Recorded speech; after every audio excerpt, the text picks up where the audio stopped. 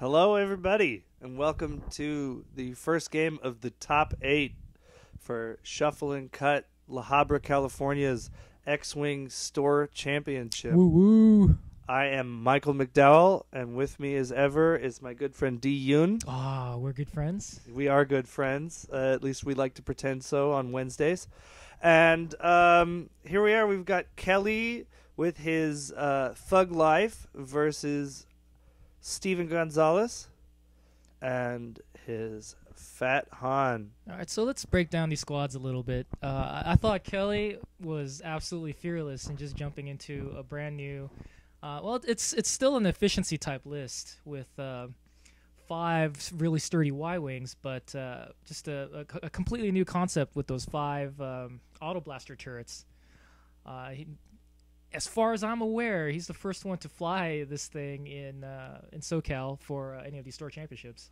Yeah, it was a surprise to me when he brought this list, or when he mentioned it, and it frightened me. It frightened me immediately, and I'm a bit thankful I didn't have to run into him. Steven here has got what I'm calling Fat Hans, probably not that fat.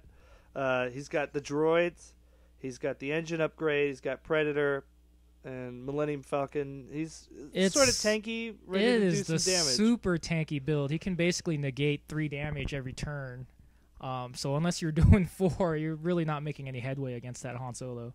And this is where this matchup becomes exciting. We've got Autoblaster turrets. You can't get rid of any of the damage that they're going to do, but we can only shoot at range 1.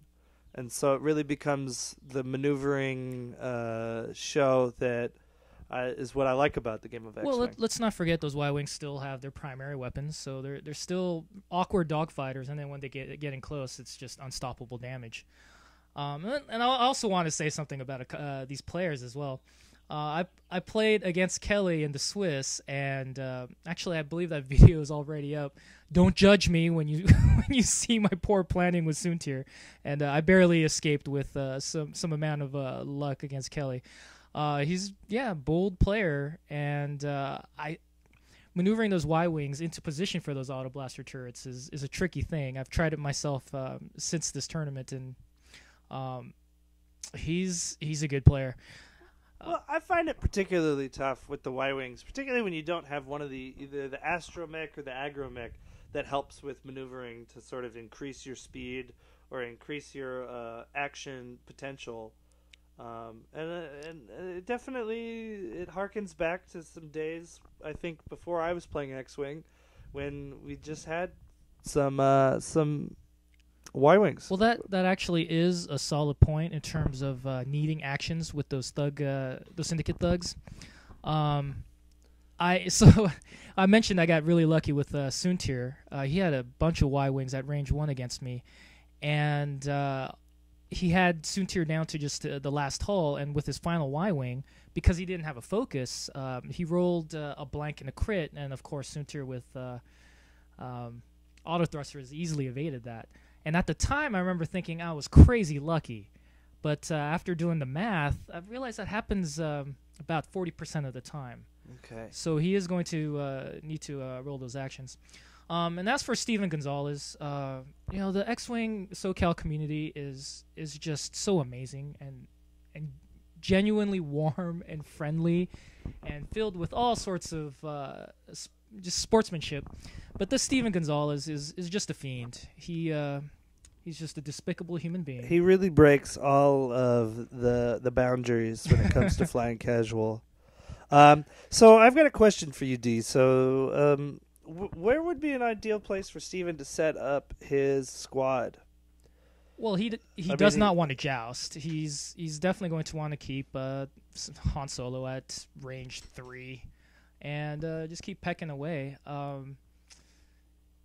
Let's talk about his squad a little bit. Yeah, if I may pause you for a second, just for our viewers to know, we at Shuffle and Cut we're running 60-minute rounds, and so making sure you get that advantage early is definitely important. In fact, it looks like he might joust a little bit here. Sorry to interrupt your flow here. I just yeah, you interrupted my bad mouthing of this worthless bag of flesh. So just in case that's bag. coming on, yeah, a meat bag coming on a little too heavy. Here's our disclaimer. Steven is actually part of our team, Minox Squadron, and he's my real life bestie. So, he's still worthless.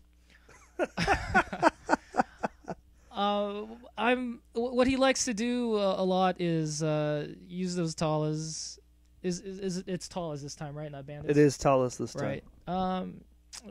He likes to bait them, and Han Solo will be doing his own thing.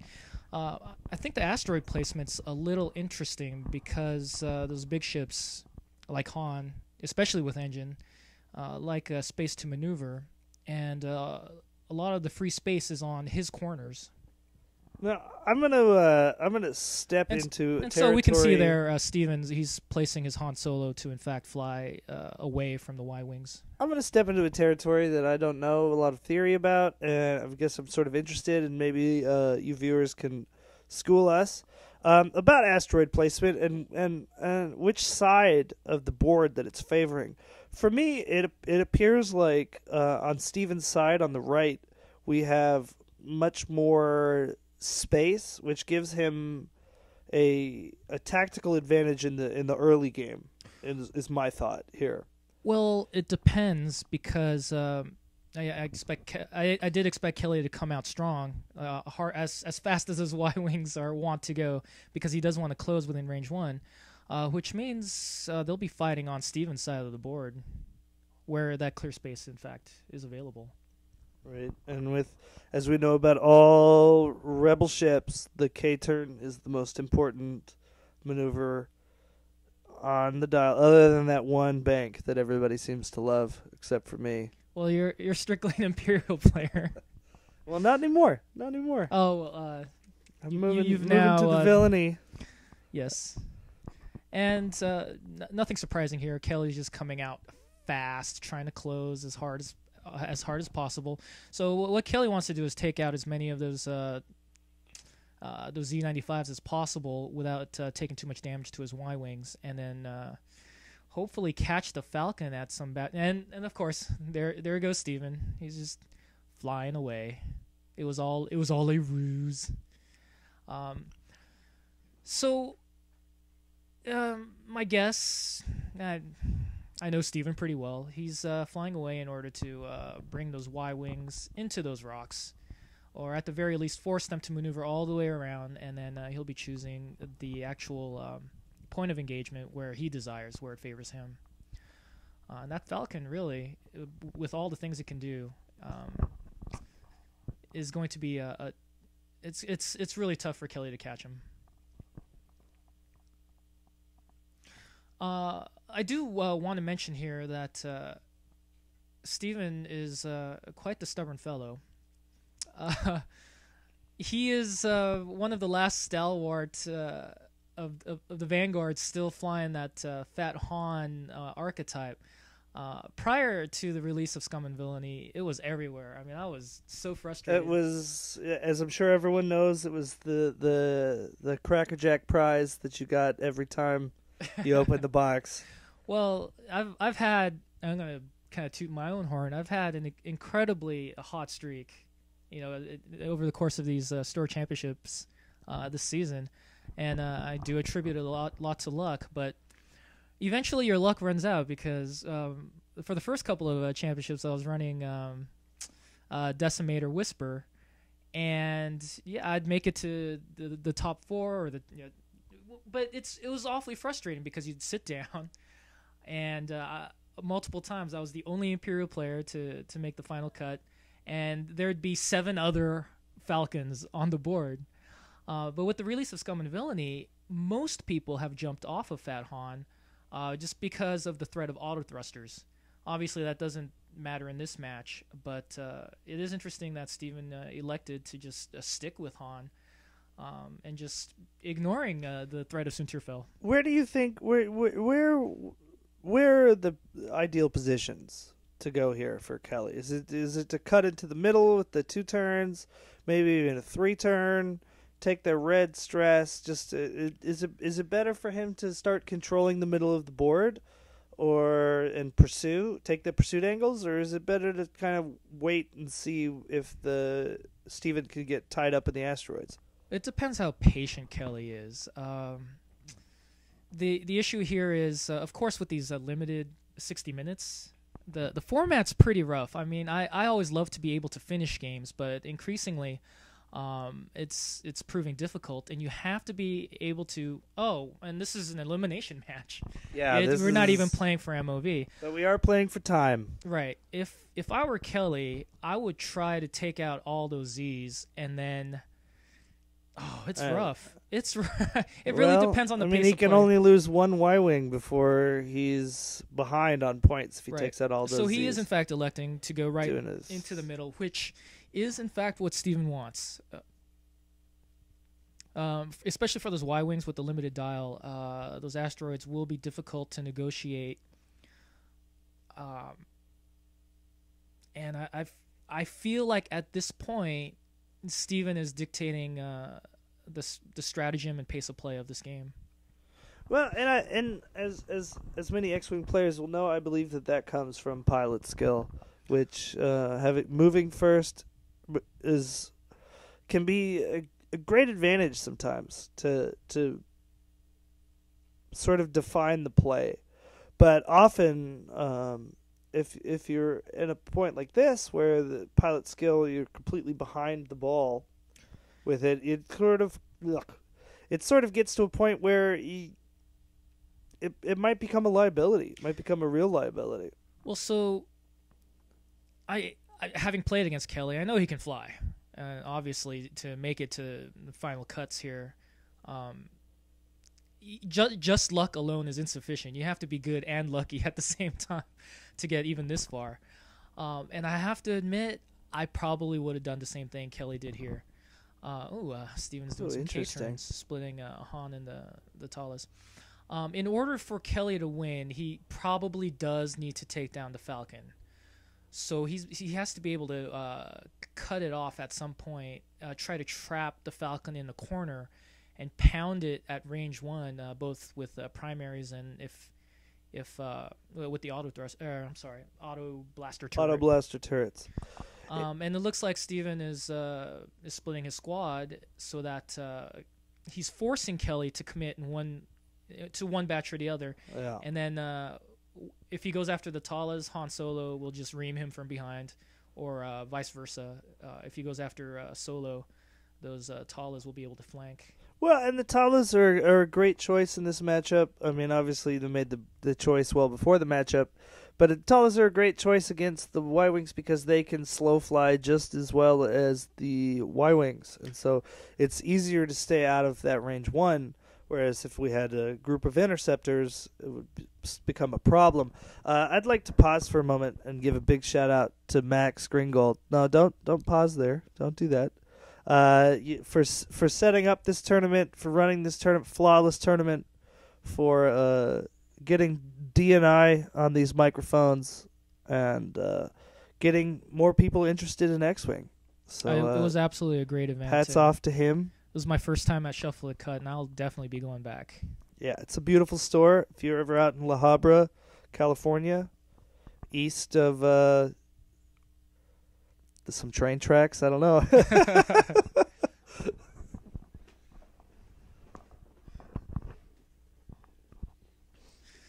So here we are. We've got Steven forcing Kelly to make a choice. Where does Kelly go? Does he go after the Talas? I think he has to go after Han at this point. There's an asteroid in the way of turning conveniently towards the Talas anyway, and he already made the choice to pursue. Might as well fully commit. He'll have to really hard turn to hopefully trap Han Solo either in between that trio of rocks, or force Han to go the long way around and trap him in the corner. See, I wonder if he goes after, which we're going to find out right now, if he goes after the Talas, then he's possibly doing some damage on them that they're not going to be able to... he's going to make a non-committal choice. Or at least with that guy.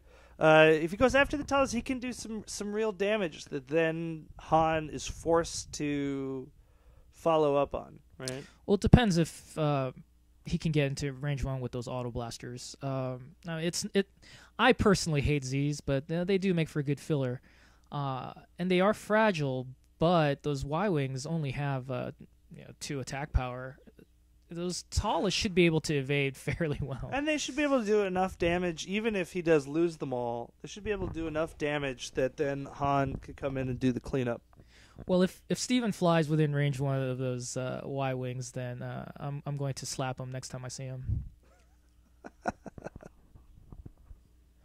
I think I'll slap him anyway, just, on principle, but...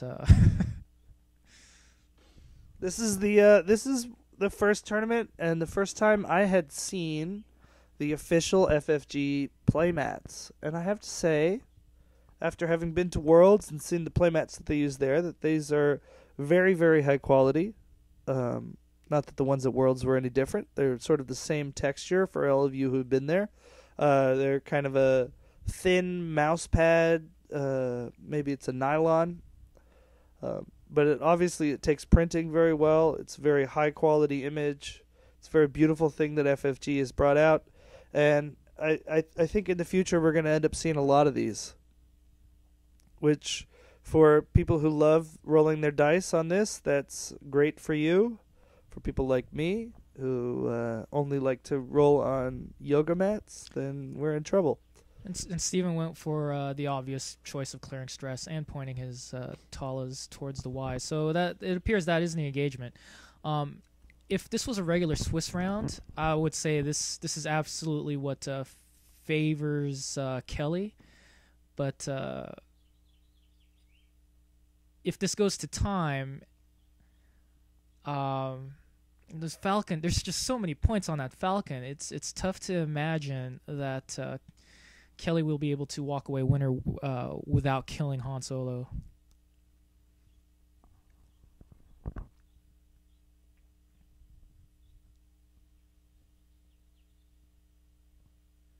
And there he is boosting in for some shots to pepper at range. All right. Is that going to be range 3? It's hard for me to tell at this angle. This is our first... That should absolutely be within range of at least that lead Y-wing.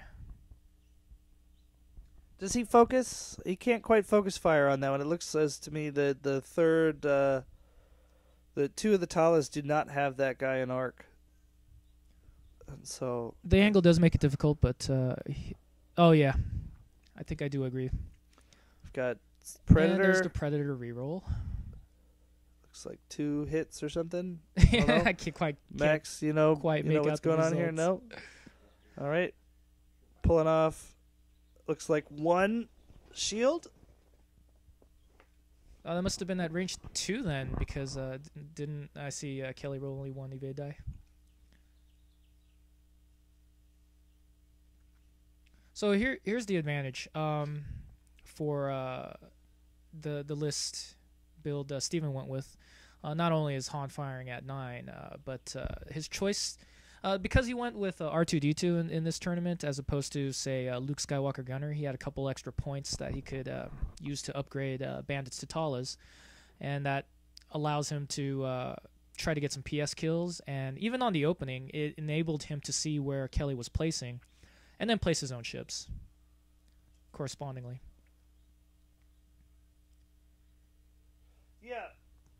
One of the questions that I often ask myself, and I always never come up with a good answer, is whether or not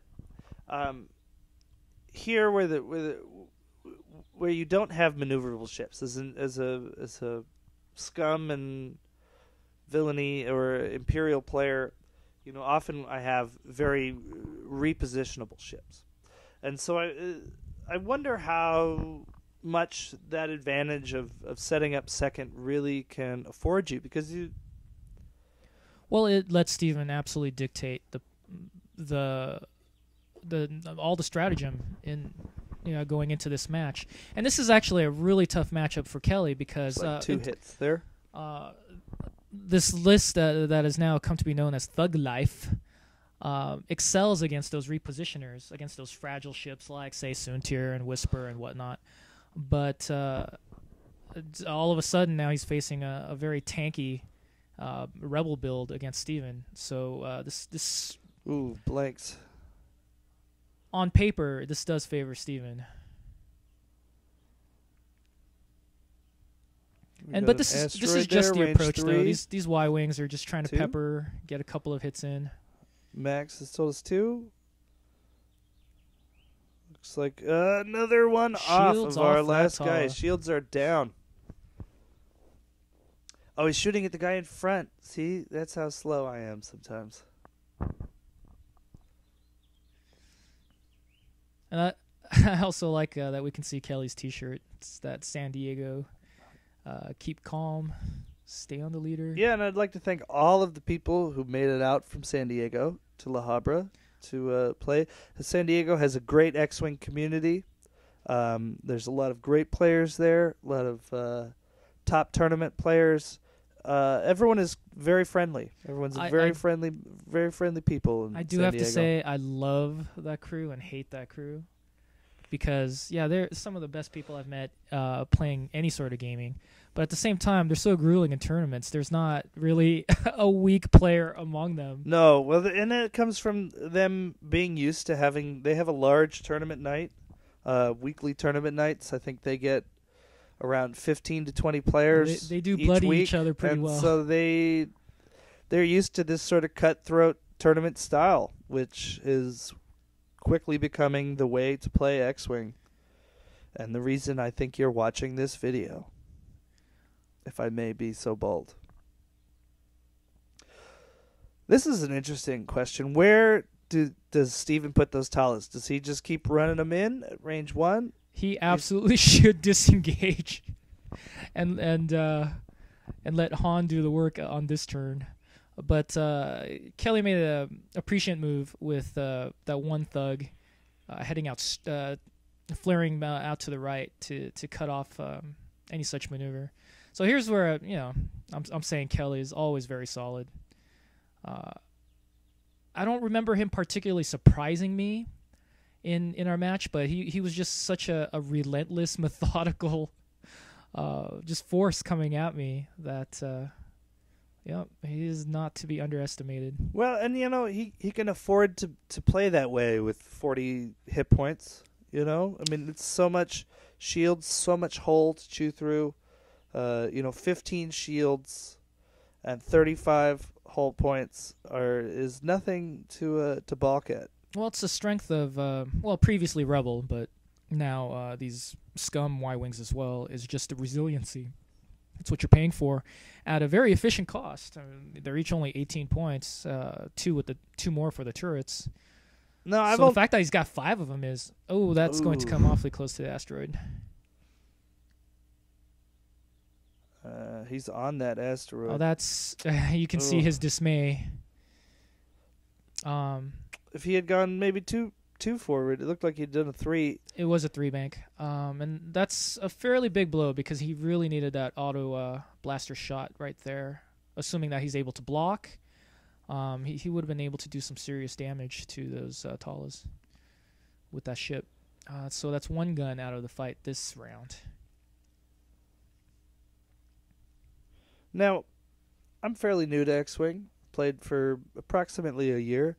Dee, can you give me a little bit of insight into what makes up a good, if not great, efficiency list? What is the criteria? What is the things I should be looking for if I'm trying to build an efficiency list?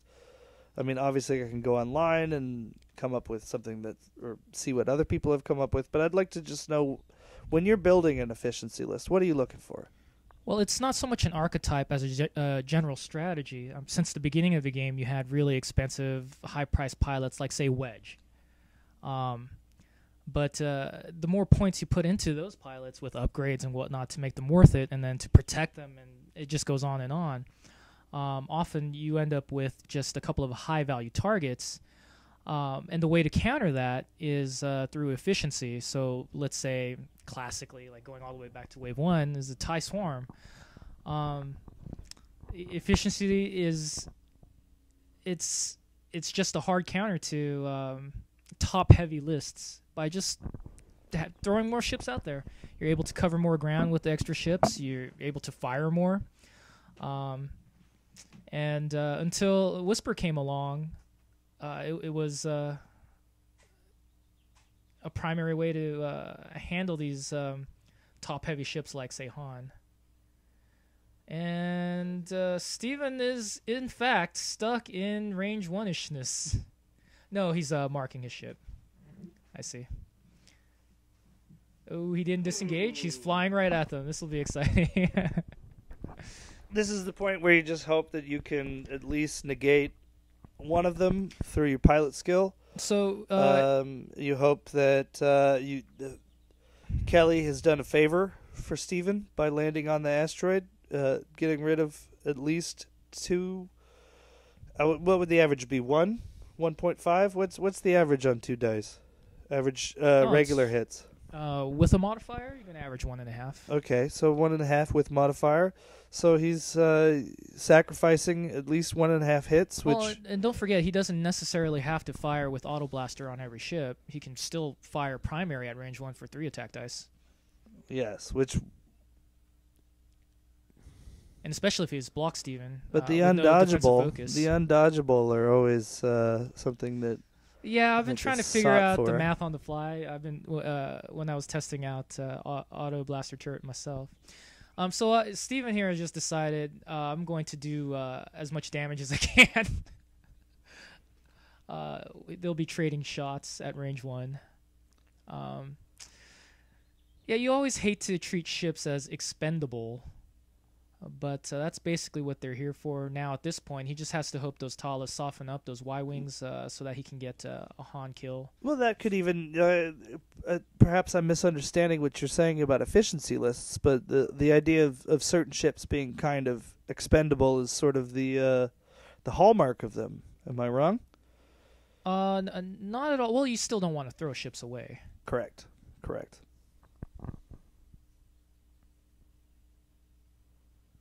So Han will have an excellent shot here. Yeah, Kelly landing on that rock really, well, it hurt the efficiency. That's one gun out of the picture. So in terms of the timed match format, this is getting really interesting. We can imagine that Kelly will have a, assuming the dice are rolling on even, he should come out with the lead after this engagement with the Talas. Oof. But Just against barely range 3 there. Against a fully healthy Han, it still seems dicey. Look at this. Well, and unfortunately, Kelly is not getting any shots at Han. Han is going to be there bringing it home for the end game. You know? Look at this fiend, Steven. He's just killing time. Look, slow playing. What a jerk. Which can be a real problem in these 60-minute rounds. It's absolutely a problem. It's something you should always watch your opponents for and try to be as polite as you can if you are a slow or methodical player. Predator here is against Kelly's list especially. Looks like it's it's so doing brutal. very well. Because it allows him to reroll up to 2 every single time. And did he take 1 or 2 shields there? I can't quite tell. 2 max, or Tios is 2. I think it was from this one. We're for those of you who aren't keeping along with the scorecards. Oh, and these Talas are still firing at home. first. He drew blood. So Steven's got 2 more Tala shots to get, let's see, 3 more damage on that one Y-wing. Let's get the range 1 bonus. And we're straight getting to close. Damage there. How much damage does that ship have? That damage has 3 already. Oh, I missed all of that. And he's going for the kill. No? Is that a different one he pointed at? I like how we're commentating, but we're not precisely sure of the exact choices being made. Yep, it's the same ship. And it's a crit. What crit do we have, sir? Oh, the audio is up. Oh, that must be like minor explosion. Minor explosion. Looks like it is not a hit. And it survives to fire. And that's what Kelly needed here to stay in this match. Did I say major explosion?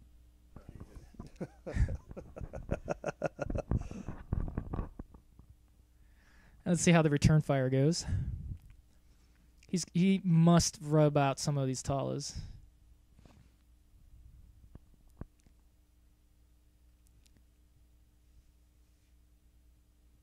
Spends the target lock for 2. Oh. Steven's forgotten something. Damage deck. What a cheater. Blatant cheater. Didn't even think he was going to be taking any damage in this game. If you're playing in any events here in SoCal or when we travel to regionals, yeah, keep your eye on that guy. Look, I'm stalled. Just, it's a 60-minute match, and look how much time he's eating up on purportedly forgetting his damage deck. Again, I have to tell you that Steven is one of our great friends. He is part of our team, the Minox Squadron, Kaka. And Ka? They make more squiggling noises. Well, I like to just say Kaka because it's fun. Ka! And, yeah, these are probably 2 of the sweetest gentlemen I've ever met playing X-Wing, right? And they're going to, I'll back you up on Kelly, but it's all a facade for Steven. He is roiling with hate and vehement anger at all times. He just smiles to hide it. It's all a ruse.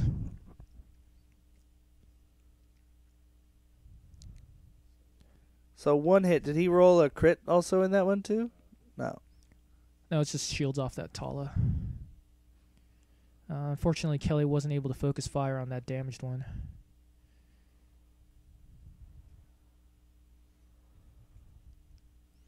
That's a real furball in there with those 8 ships. It appears to me like Steven's got 2 ships bumping into the sort of middle thug there. So he's got 2 options that he cannot fire at. He's going to go There's range a primary 1. shot. Primary shots. Doesn't seem like those target We got locks are 3 working hits. out. Oh, that is a 3rd hit. All right. Followed by he's taking 2, maybe 2 eyeballs. Oh, look at those Talas hanging in there. So we've got a Tala with appears to be full health. 1 with 1 damage, and 1 with 1. Maybe yeah, they're 2 on fire. with 1. They're about to explode. So if Kelly can take those 2 out in this and the next turn, he should have a momentary sizable advantage. And then I really hate even strategizing for time, but unfortunately with 60 minutes, it's a must.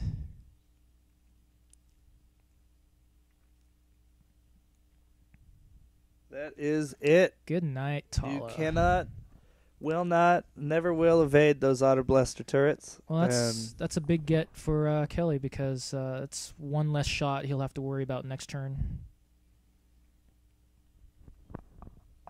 So, if you're Kelly in this position, are you doing the 3K turns? It looks like maybe you have 2 ships capable of making that maneuver.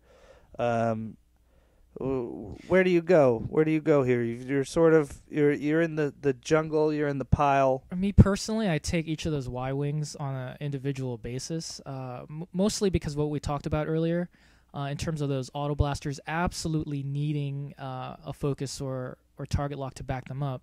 Because, like I said, if you don't have a mod to either reroll or change eyeballs, you've got about a 40% chance, almost a 40% chance of just completely whiffing with those Autoblaster turrets. You only have 3 hit sides on an 8-sided die. That's actually not all that impressive unless you can boost it somehow. And that's my for the point viewers being- at home. If I may, real fast, that's you with the Autoblaster turrets, you can evade the crits in case you don't know how the game works, which I doubt if you're watching this you don't. Thank you, Michael. You're welcome. And so it's vitally important that each of those Y-wings is able to take an action here, even if it's, say, just a focus. That greatly enhances the efficacy of Autoblaster turret. Well, and something that intrigues me very much about Thug Life and similar lists to this is that once you sort of get in the fray, once you sort of get in this space where you're going to have ships going all sort of directions, you don't have to fly in formation anymore. You really, with the two big... Oh, they have 4Ks. I'm sorry, I was saying 3. They have 4. He's definitely has 4 ships that can do that maneuver. That's what happens when you never play Rebel, Michael. That's what happens when you never play Rebels. You have a lot of board space that you can control with a list like Thug Life. He could move that back guy. He could go 2 left, 2 hard left. He can do a 2 hard right with the far right player. He can really absorb every position that those Z's can get, and have hopefully a modified shot at them. It sounds like a simple list to play, but it's actually very deep tactically. Mostly because of that limited range of the Autoblaster turret. We have 30 minutes left on the yes. game. Thank you, Max. So, a classic control list, like say Rebel Convoy, right? Like it's all about taking up space and then using the turrets, it's denying actions. Can you remind me of what that list is? Oh, that was a great list back in the day. So it was 2 Outer Rim Smugglers and 2 Y-Wings with ion turrets. And on paper, it doesn't look impressive at all. And in fact, it's super hard to fly. But what you do is you just spread out, occupy space, force your opponents to bump into you. You have all your actions, and you're controlling that space, both with the 2 ion turrets, but mostly just the fact that all 4 of your ships have turrets. I think this was a rough turn for Kelly because of all the bumps. His offense is going to be greatly compromised in this round of combat here. So he really has to rely on the dice to just come up hits for him on those Autoblaster turrets. Right, that was a very smart time saver that Stephen and Kelly had come up with there to pull out, to mark one of the ships ahead of time while he's moving a ship that doesn't need to be marked. Unfortunately, I'm such an idiot. I've actually had an experience in a tournament where I marked a ship for an opponent and then forgot to put it back. I think that was against me. It's Glenn. Oh. Yeah. See, for me, it's usually that I take away the marker. Oh, you have to guess where we're placing it back. Yep. So Steven's lost 1 Tala. Another one's about to go. Each of those Y-Wings is worth 20 points. So, let's see. So Kelly will be up momentarily, assuming he takes out that other Tala. Let's see, what does that look like? Those Talas are 13 apiece. So 26 points to 20 with less than half an hour to go, with a completely healthy, unmolested Han Solo flying as he pleases behind. With Predator and Focus now, so I'd be shocked if this wasn't 3 hits. I'd assume he's going for the one that's most damaged, ready to get rid of that. And sure enough, 3 hits against... Oops, that's a red die.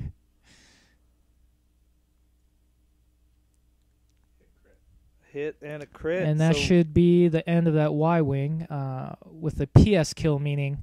And whenever I say that, what I mean is that the Y-Wing is dead, having not been able to fire this turn.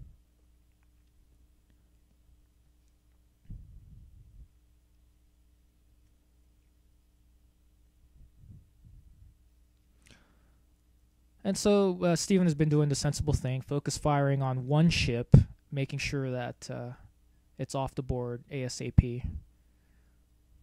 For newer players, you always want to focus fire, make sure you get ships off the board, as opposed to scattering fire between multiple ships. But Kelly's position is not a bad one. He definitely has the opportunity to take out one, if not both, Talas with his Autoblaster turrets. It's tough It to get depends the on, dice actually, I'm to take unsure out the of which second one has taken damage, if it's the one with the focus or the one that's K-turned. But he definitely has 2 at range 1 there. I can't... It'll be shocking if he takes out both Talas. Ouch. That's straight into hull. We've got a hit and a crit, and the crit is... We're not sure what it is. It's perhaps my least favorite of all crits. Damaged engine, which really destroys your Y-Wing's maneuverability when it removes that 2 from being the too hard, as some people call it, 2-turn, from being a white maneuver. So this is a tough get. Like I said, it's about those odds mean nothing, We're right? there. 2 hits, and so unblockable, and he did he's manage definitely. to take it out. It's very unlikely he's going to be able to take out this Tala. He does have Autoblasters at range 1, but unmodified as far as I can tell. Unmodified, but it matters not. It's 2. There, and we've got one more. It matters not when you can roll one more like that. range 1. Oh, we are. Oh no, excuse me. We've got all of it here, and 1 crit.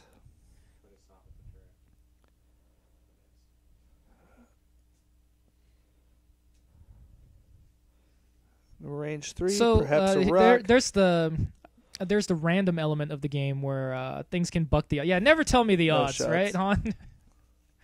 You never know what'll happen. The best you can do is buy. How do you feel about that? Do you like playing the odds? I'm always in my head trying to calculate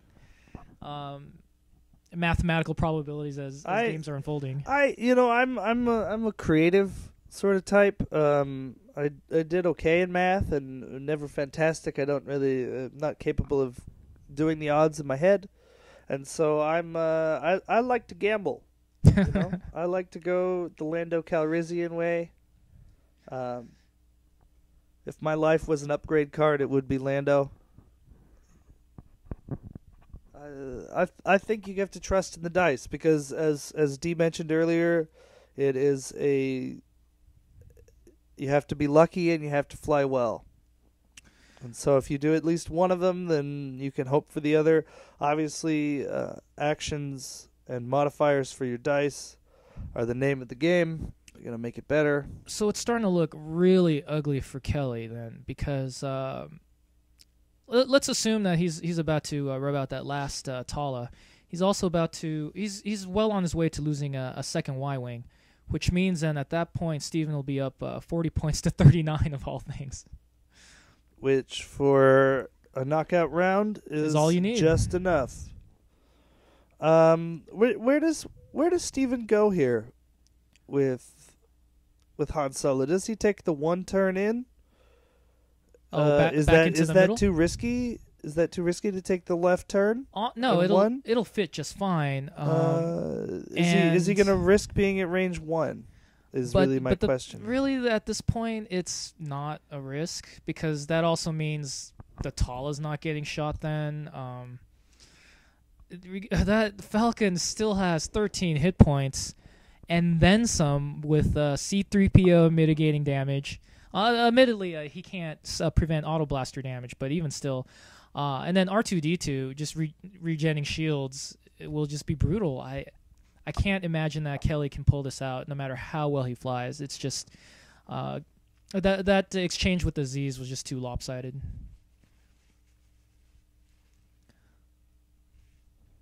It's just a really tough matchup for a Thug Life against Fat Han. Well, let's take a breather, though, to talk about this new meta with Scum and Villainy. The thing is, I mentioned it before, Thug Life should excel against those really fragile, expensive, non-efficient efficiency ships like I think I mentioned Sunterfell and Whisper. Maybe Corin Horn also as being sort of inefficient ship. Actually, he should be the easiest one to catch out of all of them because he just has a barrel roll, and all his agility dice and evade action don't mean anything. And since this match or since this event, Thug Life got its name. It became a known quantity. I've been seeing people fly it more and more. Just last night, I was testing out a Rebel hybrid with Tarn and an A-Wing and 3 of those thugs. I have to admit, it's hard to fly, but I think there's still a ton of untapped potential, a high ceiling with the list. Well, and as we talk about the meta, the thing that I think has been the most exciting for me is just a reintroduction of variety. You know, in Southern California, I'm not sure in other parts of the country or the world, we really sort of fell into this sort of 2-ship meta, Han and a wingman or Wreck and a wingman, and it sort of became, which we still see those lists. I still like those lists. It just became kind of every day you're expecting that, and when Scum and Villainy came out, the sort of high efficiency or swarmy lists, if I may call them swarmy, sure. Right, for 5 ships. 5 ships and up, yes. They started to they had a reemergence, and they've been very exciting. Well, it is quite refreshing because after Wave 4 hit, the meta collapsed so hard. You had to either fly Whisper or something that could deal with, and there's your one turn that you predicted. That you only had a couple of dominant lists, and Han, and it was Han everywhere nonstop. And it is refreshing to see these other. I can't remember the last time I saw a Y-wing at high level competitive play. I mean, it's been years. Unfortunately for Kelly, just the matchup was terrible. He probably could have pulled it out against a lesser player, but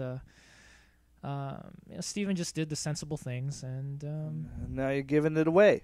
Everyone doesn't have need to watch anymore. But please do, because there's some very interesting stuff. I'm making assumptions on the course of the rest of this match. But it does look grim for Kelly. Oh, we've got 4. We're not even going to Han reroll that. Is that 4 hits? How many hits is that? What 4 a cheater. hits natural. There we go. Up. Brutal. Takes all 4. And that's another PS kill. And a direct hit. Just to for rub good it measure. in. So he definitely avoids one Autoblaster shot on Han. Han is still... As far as I can recall, Han hasn't been shot at all.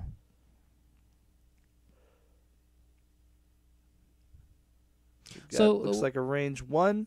And so at the beginning of the match, that's why I was saying that Kelly really did need to go after Han for a chance at the victory. If this was just a regular Swiss round and I was in his shoes, I would have gone after the Talas as well, tried to get as many MOV points as possible. But in a win or go home match, Han needed to be dealt with. Even then, the odds would have been really stacked against him. But I mean, Han, with modifiers, if you can stack yourself around him, block him in maybe with 1 or 2 ships, with Thug Life, you're doing that would have been the hope. Possibly 8 damage that he can't.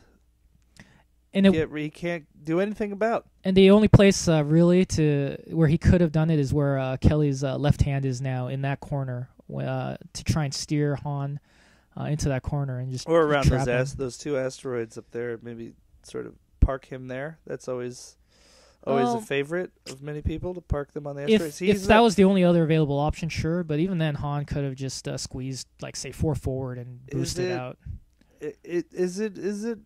Is it a choice that you would have made to go after the Tala as opposed to Han here?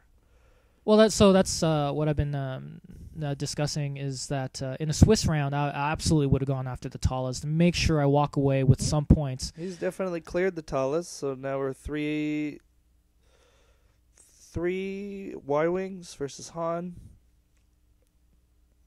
How many shields are left, Max? Do you know? Han is full. I think, Full for Han. I think 2 of the Y-Wings are full and 1 is down to 1 shield. I think. We believe 2 of the Y-Wings have full shields, and 1 has 1 shield left.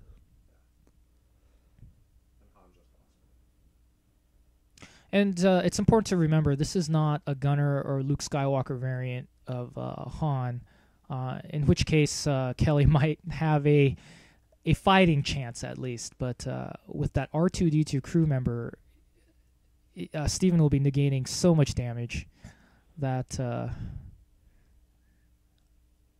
for all intents and purposes, unless he flies off the board, Well, I just can't imagine Kelly coming back. This is where I think we should maybe discuss the ways to approach different Han builds.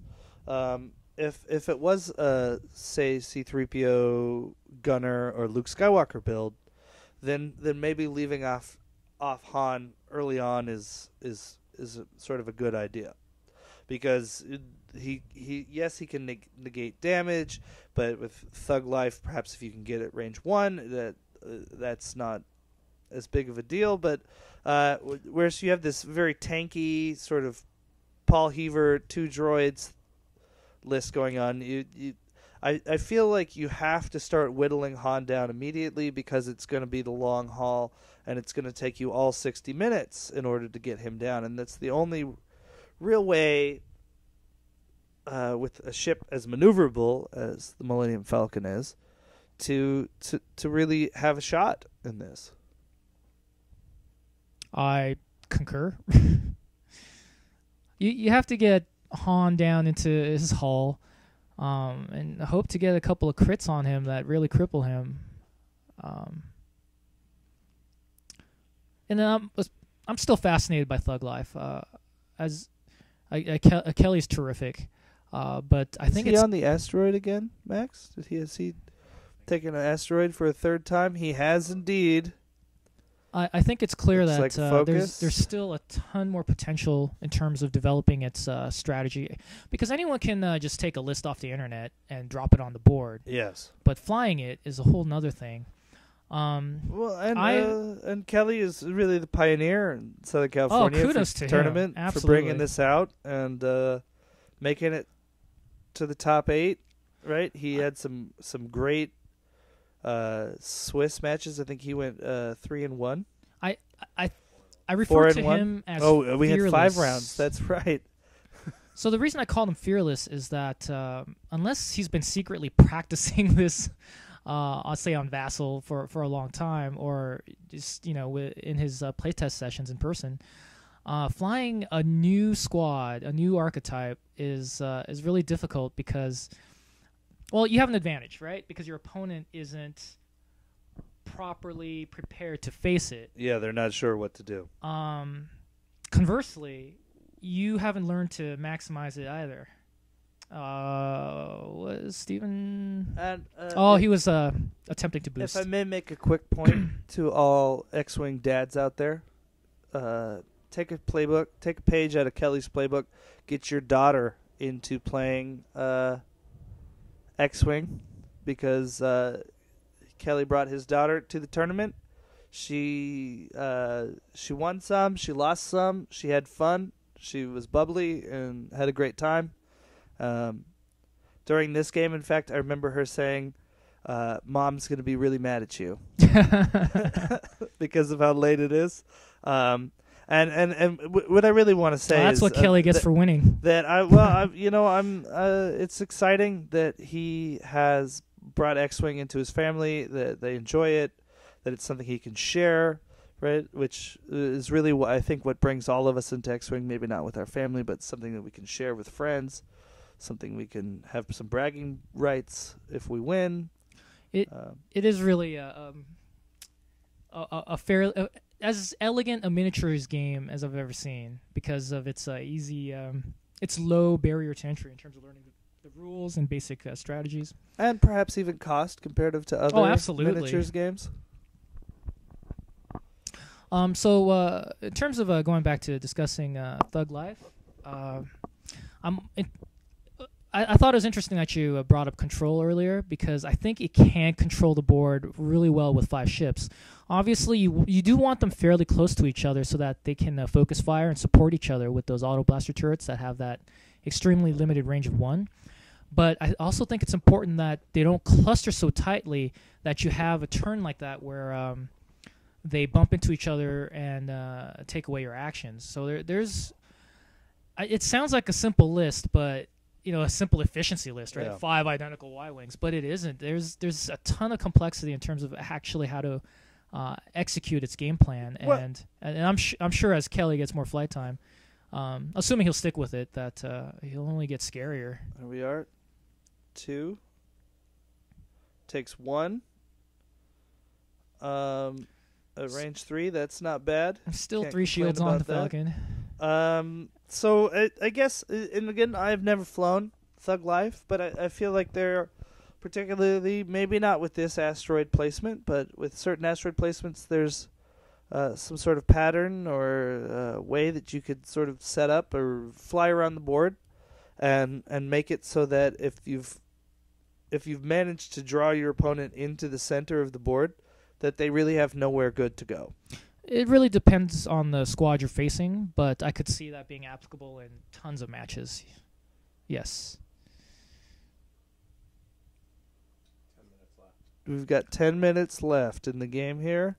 Looks strongly to be in Steven's favor. And now this is rough. It gets increasingly rough for Kelly because he has to pretty much guess whether or not the Falcon is going left or right, and commit all 3 ships in that direction to try and cut it off. Yeah.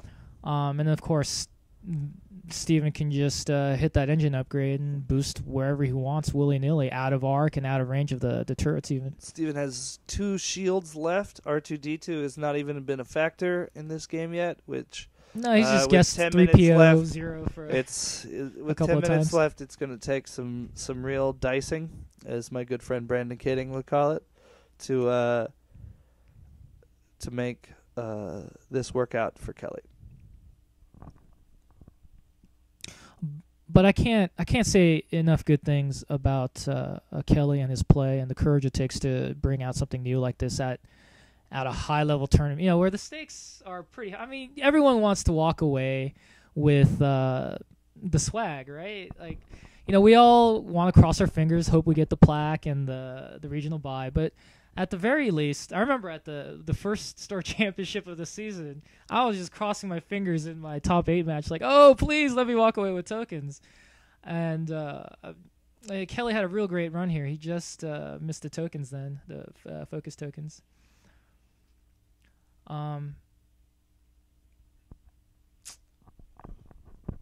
Yeah. I always love seeing new lists. Yeah, I feel like Kelly's playing this part right. I mean, Steven could go left, which Kelly has no answer for at the moment.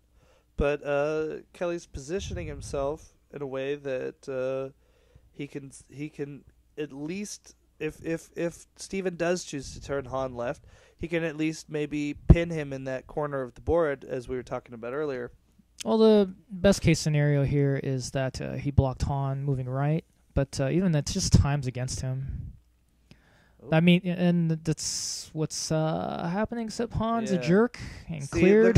It looks like Han could easily boost away, and really- avoid being trapped in a corner. Looks like that's what he's going to do. It's a sensible thing to do. It's definitely. I think it's the right play. If you were to get trapped in that corner with 10 minutes left, it becomes very quick play. There's not a lot of choices to be made. It's easy to block actions. Even if that block had Autoblasters succeeded, really though, starts to become a painful even if Kelly had successfully blocked the Falcon there, that just means 2 Y-wings are firing. And it's just insufficient offense at this point.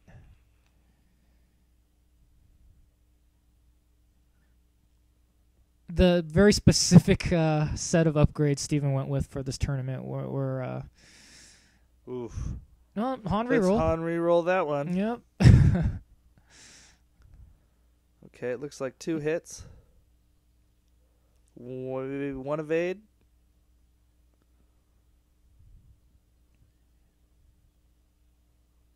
Start with the range 3 through a rock, it appears.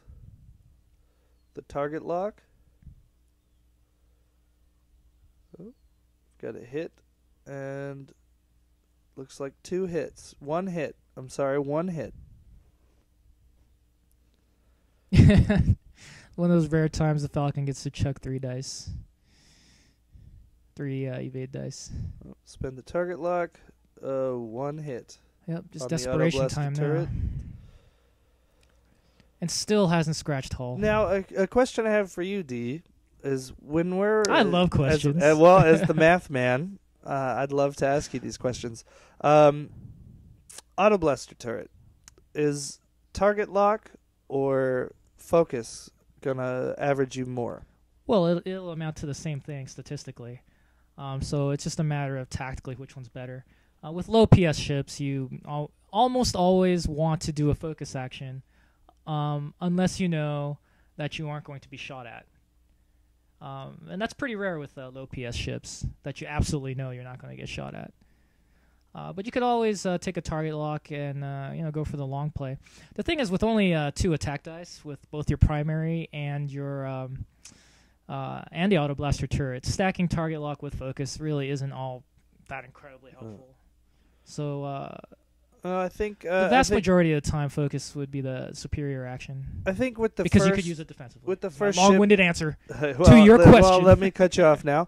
I think with the first ship that Kelly has moved here with that 4K turn, I think that is the right maneuver there. Which I totally missed because I was so full of myself. It's all right. So he's moved I 2 ships with 2 turns and 1 with a hard K, which granted with our short period of time, it's probably about 5 minutes now, is unlikely to do anything good, but it does cut off the angle for Han in about perhaps 3 turns if you're flying very hard. And I really believe that this Thug Life is about board control and trying to force your opponent into positions that are... and there goes another... Oh, there he is. Well, maybe PS that wasn't skill. the best choice. Well, at this point, Kelly had nothing to lose.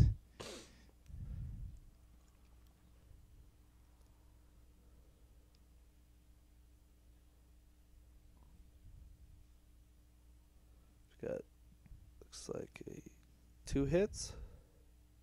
And you can't see it on camera, but Steven is he's just gloating. You know that smile, right? It's really a smirk. It's really It's a a large smirk. smirk. It absolutely is. Oh, we've got Such a 2 fiend. focuses, 2 eyeballs. That's where it starts to hurt.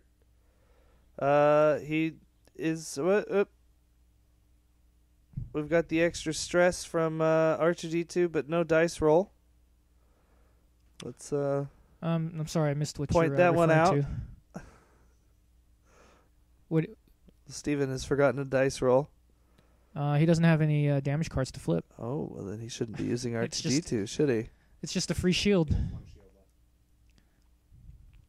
Oh, perhaps I misunderstand how R2D2 works. Well, he could. Oh, if you have no shields, it's not like Isard. I'm sorry, that is completely me misunderstanding R2D2. Again, not being a Rebel player ever, unless it's Hawk Mania, right? Which is 4 Hawks for all of you out there. Make sure you put all the named Hawks in there. Never as ever quick as play you that can. list. Just don't do unless it. you're playing against 3 interceptors, and then play that list every day. It's terrible. Hawks are terrible. Because it will destroy them. Hawks Jan are Ors, terrible. Autoblasters, on other ships with the 4 dice can really kill you. Being ions will also kill you. That's one hell of a tangent, Michael. Oh, well, you know. Ignore everything he's saying. Please don't ignore anything that we say. It might be wrong, but it's definitely... Jan Ors can be a good ship when the right build, with the right play, but Hawks, for the most part, are more worthless than Steven. In a competitive tournament setting, obviously 4 Hawks is not going to do you very obviously. well. But certain matchups, certain very strong lists are going to have serious problems. Yeah, having said that, I do own 4 Hawks. I also own 4 Hawks. I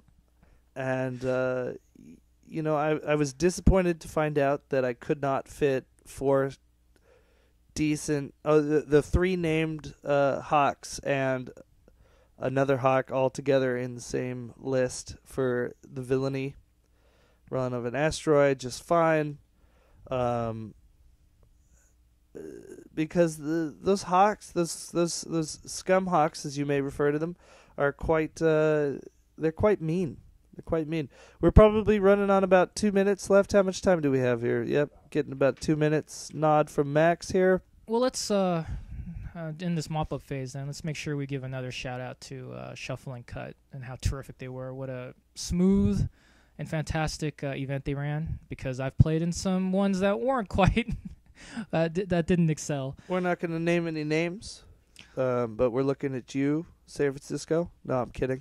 Calling out Kubla Khan. Oh, Ouch. no, now it's gotten too far. No, well, it's seeing as how they weren't rewarded with this year's I hope regional. you delete all this stuff here, Max. I hope that. No, and most SoCal players are now familiar with my odious presence, but most of you out there, X-Wing players, probably would know me better as the Mistakes Were Made guy. I'm the writer on that webcomic, so if you hit up direman.com sometime, that'd be great. You can always find me there, email me there. And you will know me by a large beard and a smirk as I'm beating you. And then I will roll all blanks, and the game will be over. And that's it. It looks like Steven has done it on time. He has taken out 3 of the 5 X-Wings, or Y-Wings. Wow, I can't talk. And he has made a sizable win. Thanks for watching.